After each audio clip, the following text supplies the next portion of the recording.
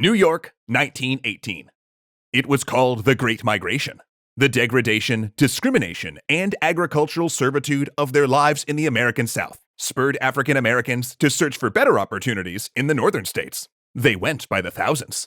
While some of these migrants landed in bustling cities like Chicago and Detroit, a great many of them found a home in Harlem, New York. And while most settled into a slightly improved life, they also brought something that changed the landscape and demographics of the previously white-dominated part of the metropolis: art. Art that would serve as a catalyst for a cultural explosion. From cool jazz that redefined American music, to provocative sculptures and paintings, to soulful film, literature, and poetry deeper than the Hudson River. And all of it speaking to African American life and experiences. Originally known as the New Negro Movement, this profound moment in history would not only redefine the perception of American blacks, it would shape their own identity. For there was to be a Renaissance in Harlem.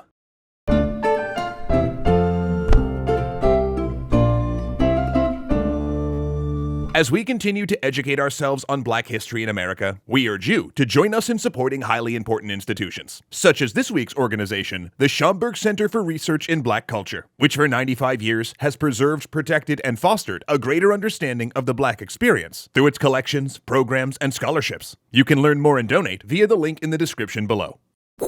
In order for any Renaissance to come about, you need a specific set of ingredients. The first one is pretty self-explanatory. You need artists. And thanks to the aforementioned migration, Black artists came to Harlem in droves. Though it should be noted that many from the Afro-Caribbean community also took their chances in making their way to this city, looking for better prospects and patrons. The second ingredient is a guiding force to channel and direct all this creative energy. And that was especially crucial with this particular movement, since it was seen by Black intellectuals as a way to smash stereotypes and do away with the image of the African American as only good for manual labor and menial work. The man who stepped in to fill that role was scholar and civil rights activist W.E.B. Dubois, who at that time served as the editor of the NAACP monthly magazine, The Crisis. Dubois resolved to use the publication as a staging point for the movement, an idea he articulated by publishing a sort of manifesto on Black theater. It was expected to be, as he said, about us, by us, for us, and near us. He also founded the organization Kriegwa, a loose acronym for Crisis Guild of Writers and Artists, and sponsored a playwriting contest for scripts about the Black experience. The hope was to broaden the types of stories told about African Americans on the stage, since that was one of the few types of mass entertainment where Black people could control their own narratives. You do not have to confine your writings to the portrayal of beggars, scoundrels, and prostitutes, the contest rules instructed.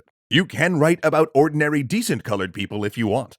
As a result of this prodding from civil rights leaders and theater critics, a host of plays produced at this time included a complex reflection of real African American life.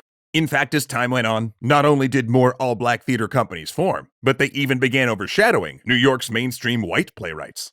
Seeing this success, other literary organizations sponsored their own prizes for fiction and poetry. Zora Neale Hurston got her break, winning the Opportunity Literary Journal Contest, and eventually became a staple of the movement. And poet Langston Hughes was first published and promoted in Dubois' The Crisis. Both breathtakingly prolific writers who produced crucial works, Hurston and Hughes would be included in the New Negro Movement anthology, curated by the country's first Black Rhodes Scholar, Alain Locke. Other influencers in the scene were quite different, such as William Elmer Harmon, a wealthy white real estate developer who created the Harlem Foundation in 1922. Originally, the foundation focused on building playgrounds and creating nursing programs to assist lesser-served neighborhoods across the country. But it would soon be known for providing a platform for Black painters and sculptors to showcase their unseen works. While at the time, many whites fraternizing with Blacks were suspected of trying to recruit African Americans to the socialist cause, Harmon was clearly a stone-cold capitalist. While not a champion for equality, Harmon knew that helping African Americans make economic gains was better for the country as a whole. So his foundation set up local exhibits and national tours, and established the Harmon Award for Distinguished Achievement Among Negroes. Winners in the 8 categories, which included both music and fine arts, received a medal and $400. While the Harmon Foundation threw its support behind raw talent, prominent individuals like Dubois and Locke believed that Black Americans should create African-influenced art as a way to uplift the race. Locke, noting that European superstars like Picasso and Matisse were themselves delving into African-influenced imagery, firmly believed that art from Black people should look different than that of whites. It was a concept that met with some controversy in the movement. Painters like William Edward Scott beautifully captured African American and Haitian subjects, but were considered too conservative and traditionally European in form. And while Scott would go on to win a Harmon Award and etch out a career in Paris, his work was often passed over by Locke and other influential thinkers. And this debate over the aesthetic and long-term goals of black artistry would take on different forms within the arenas of cinema and music. Oscar Micho, regarded as the most successful black director and independent movie producer of the first half of the 20th century, told the exact stories that the black elites of the Renaissance were looking for. With some of his movies set in the black mecca of Harlem, his 44 films met both critical and commercial success. His characters were not the shucksters and mammies found in white-dominated films, and there were no white actors in blackface. They stood tall, spoke clearly, and had poise, dignity, and agency in films like Within Our Gates and Murder in Harlem.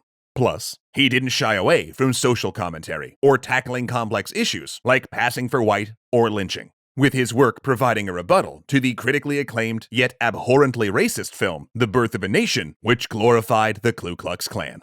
But while black elites embraced Micho, there was still some trepidation in regards to jazz and the blues, much of which had been brought up from the South. In the long run, however, the music proved too infectious to fight, and jazz and the big band sound permeated the consciousness of Harlem, then the entire country. And with that came the much-needed third ingredient for the Harlem Renaissance: patrons. As word of Harlem's nightlife spread, it enticed many whites to come out in droves and see a show or two.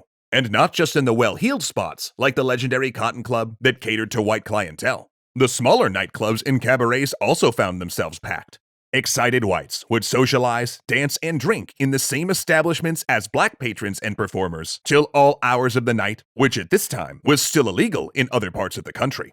But by becoming the ultimate purveyors of cool, musicians like Duke Ellington, Cab Calloway, and Louis Armstrong, and phenomenal singers like Bessie Smith and Lena Horne, Harlem managed to create an oasis free from some of those restrictive social norms. Yet despite the many positive things that came out of the Renaissance, some historians remain critical of the movement, accusing Dubois, Locke, and members of the black bourgeoisie of manufacturing the Renaissance in order to use African American art as a propaganda tool. They also point out that while many of the Harmon exhibits did bring in crowds, the sales that were supposed to provide a better life for many of their award-winning painters and sculptors never materialized. In fact, many of them were forced to move to Europe or retreat back to their unfulfilling day jobs. Like many artists, they wouldn't be celebrated until they were dead. But though that may be accurate, it's also true that many perceptions, stereotypes, and false narratives about African Americans were debunked during this extraordinary time period. And before the Great Depression put an end to this eruption of black culture, the people of Harlem knew that they hadn't just migrated and settled a city to solely escape Jim Crow. Despite the struggles, hardships, and everything stacked against them by society, they found their artistic voice and made their dreams come true, and had, if only for a while, become all they knew they could be. Now we know that we've only scratched the surface of the Harlem Renaissance with this episode, but we do hope it serves as an inspiration for you to seek out and learn more about these and other amazing artists of the movement. Because while much of their work influenced the American theater, literature, music, and film we all enjoy today, the stories of their lives during this extraordinary time can also serve as an inspiration for new generations of artists to share their own voices. See you next time, everyone. Legendary patron roll call: Ahmed Ziad Turk, Alicia Bramble, Casey Muscha, Dominic Valenciana, Gunnar Clovis, Kyle Murgatroyd, and O'Reels1. Thank you so much.